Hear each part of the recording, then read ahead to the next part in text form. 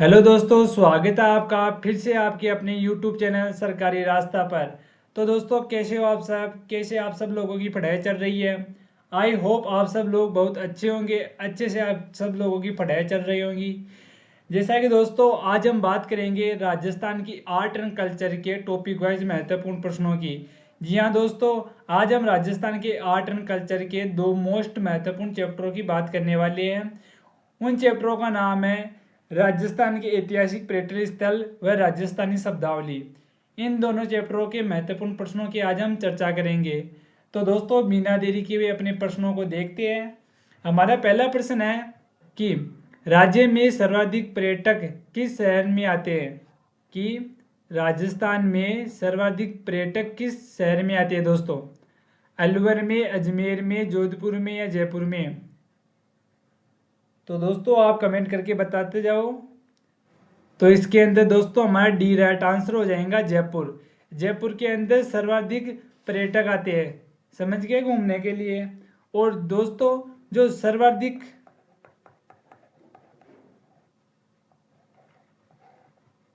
जो विदेश से पर्यटक आते हैं वो हमारे फ्रांस से आते हैं। कहाँ से आते हैं दोस्तों। फ्रांस से आते हैं, समझ गए दोस्तों। तो इसके अंदर हमारा डी करेक्ट आंसर हो जाएगा दोस्तों। अगला प्रश्न है, जयपुर के बाद सबसे अधिक पर्यटकों को आकर्षित करने वाला राजस्थान का नगर है। दोस्तों, जयपुर के बाद सर्वाधिक जो पर्यटक आते हैं वो किस जिले में आते हैं। जैसलमेर में, जोधपुर में, उदयपुर में या राजसमंद में। तो दोस्तों, इसके अंदर हमारा राइट आंसर हो जाएगा सी, उदयपुर। उदयपुर जिले के अंदर जयपुर के बाद अर्थात दूसरे नंबर पर सबसे ज़्यादा पर्यटक आते हैं, समझ गए दोस्तों। तो इसके अंदर हमारा सी करेक्ट आंसर हो जाएगा दोस्तों। अगला प्रश्न है, दूध बावड़ी स्थित है। दूध बावड़ी स्थित है सादड़ी में, आबू में, चावंड में या गोगुंदा में। तो इसके अंदर दोस्तों हमारा राइट आंसर होगा बी, आबू।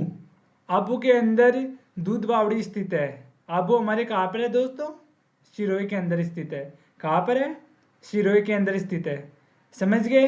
तो इसके अंदर हमारा बी राइट आंसर हो जाएगा दोस्तों। अगला प्रश्न है, देवयानी तीर्थ स्थल स्थित है।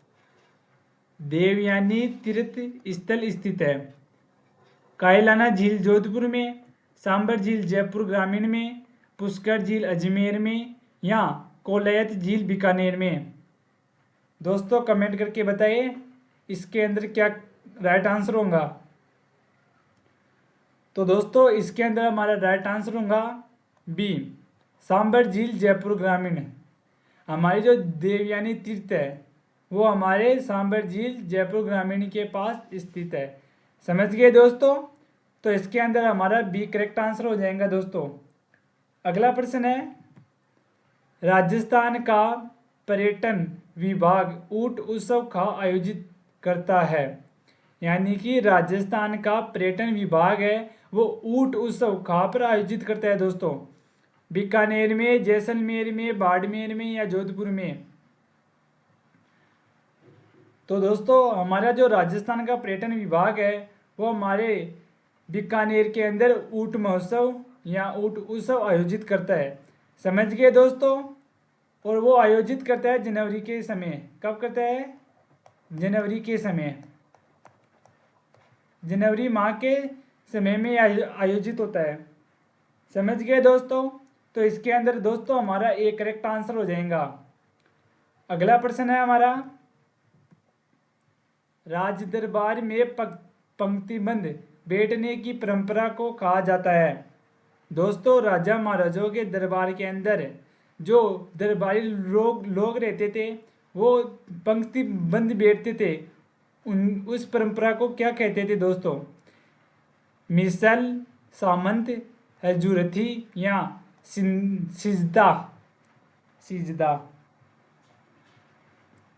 तो दोस्तों, जो राजा महाराजा के दरबार में जो लोग पंक्तिबद्ध बैठते थे ने उसको मिसल कहते थे। क्या कहते थे उसको, मिसल कहते थे। तो इसके अंदर दोस्तों हमारा एक करेक्ट आंसर हो जाएगा।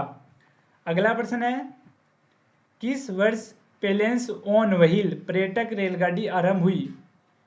दोस्तों, पेलेंस ऑन व्हील पर्यटन रेलगाड़ी कब आरंभ हुई थी दोस्तों? 1928, 1982, 1952 या 1962? तो दोस्तों इसके अंदर हमारा राइट आंसर होगा 1982। 1982 को पेलेन ऑन व्हील पर्यटन रेलगाड़ी की शुरुआत हुई थी। समझ गए दोस्तों, ये पर्यटन को बढ़ावा देने के लिए, पर्यटन को बढ़ावा देने के लिए हुई थी।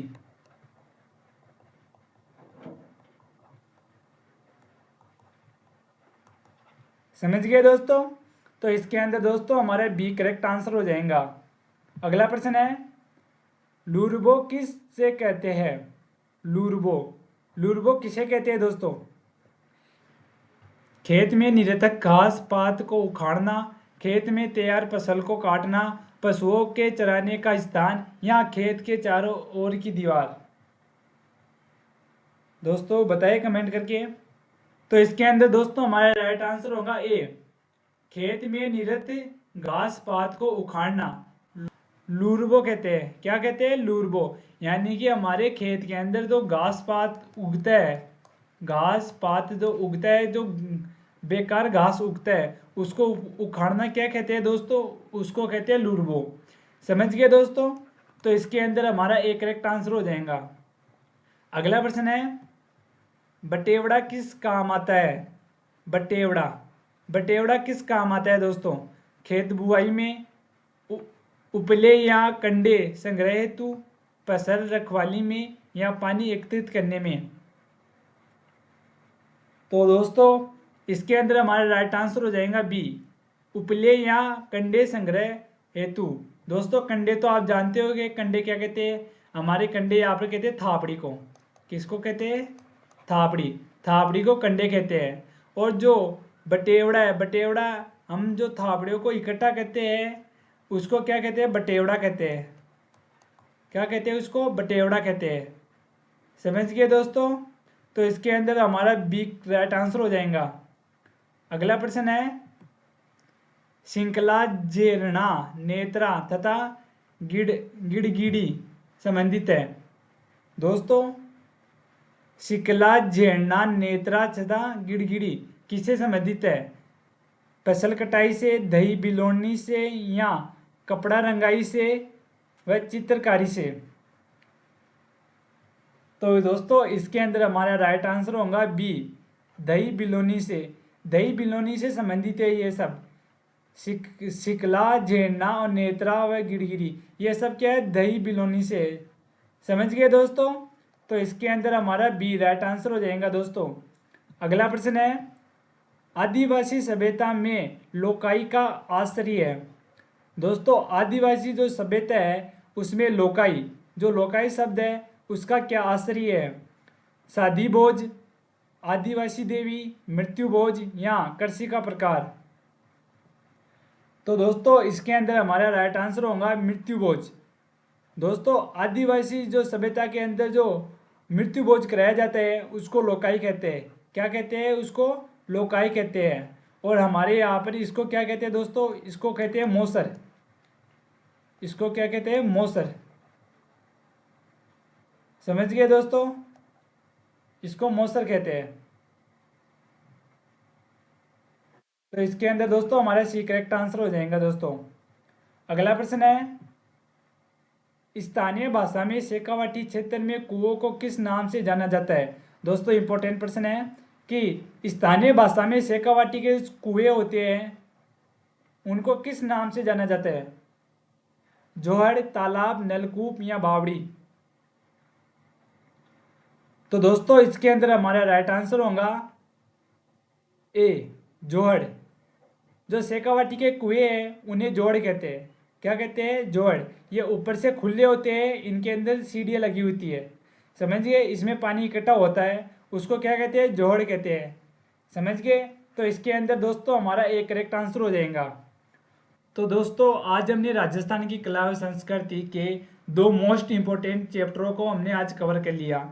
इन दोनों चैप्टरों में से आपके कितने % सही हुए आप मुझको कमेंट करके बताना है। और हाँ दोस्तों, अगर आपको वीडियो अच्छा लगा तो ज़रूर इस वीडियो को लाइक कीजिए, इस चैनल को सब्सक्राइब कीजिए।